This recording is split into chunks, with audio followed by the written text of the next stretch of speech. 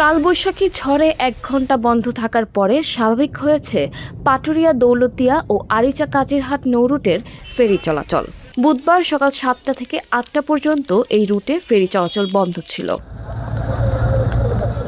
সকাল ৭টার দিকে ঘাট এলাকায় কালবৈশাখী ঝড় শুরু হয়। এ সময় দুর্ঘটনার আশঙ্কায় ফেরি চলাচল বন্ধ করে দেওয়া হয় এবং ফেরিগুলোকে ঘাটে নোঙর করে রাখা হয়।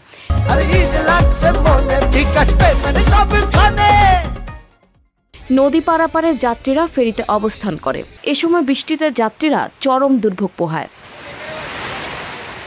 ঝড়ো বাতাস থেমে গেলে সকাল ৮টা থেকে ফেরি চলাচল স্বাভাবিক হয়। এরপর পাটুরিয়া, দৌলতদিয়া নৌরুটে ছোট বড় ১৮টি ফেরি দিয়ে যাত্রী ও যানবাহন পারাপার হয়।